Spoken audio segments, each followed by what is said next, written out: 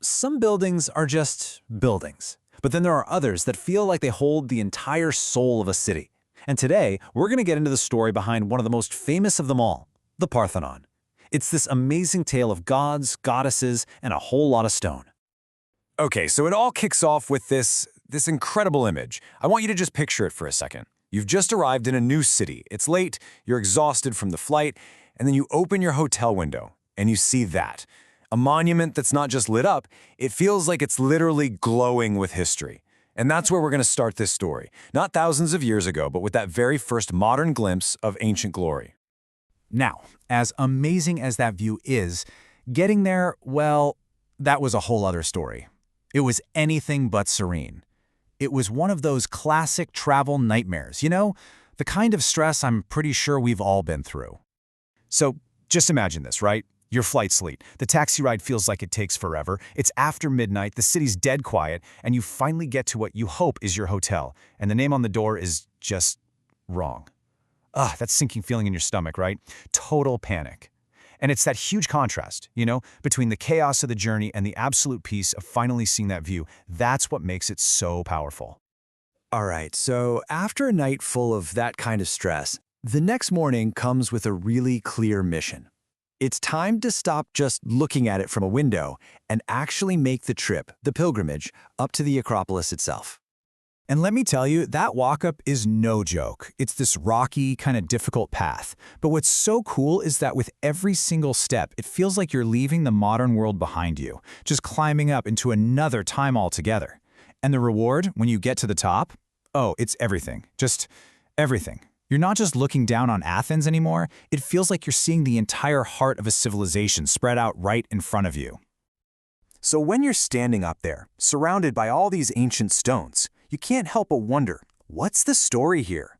Because you realize pretty quick, this wasn't just some building. No way. This was a monument built to remember a legendary contest, a contest between the gods.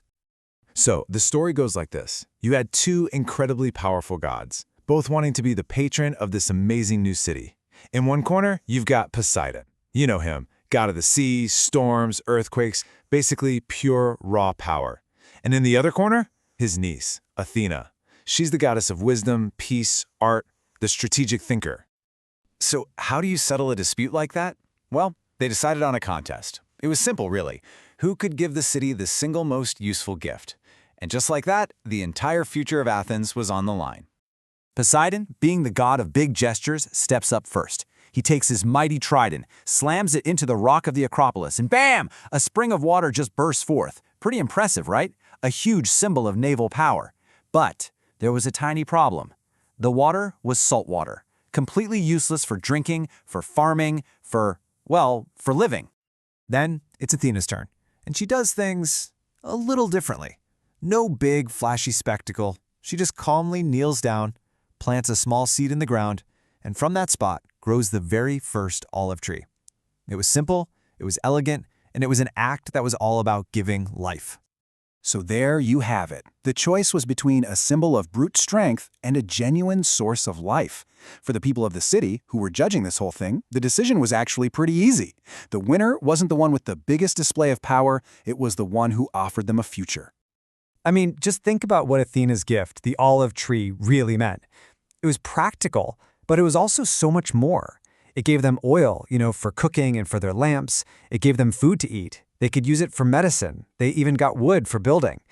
It was basically a one-stop shop for peace and prosperity. And that victory, that incredible choice of wisdom over pure force, is forever remembered in the name of the temple they built right there on the Acropolis to honor her. Okay, so this is the really cool part, where it all clicks together. The name Parthenon actually comes from the Greek word Parthenos, and Parthenos means virgin. One of Athena's most important titles was Athena Parthenos, the virgin goddess. So the Parthenon literally means the temple of the virgin goddess. It's right there in the name. So next time you see a picture of the Parthenon, or if you're lucky enough to see it in person, remember, you're not just looking at some ancient ruins. You're looking at a story carved in stone. It's the story of a choice for wisdom over war, for prosperity over power. It's the story of a goddess's gift, still watching over the city that took her name.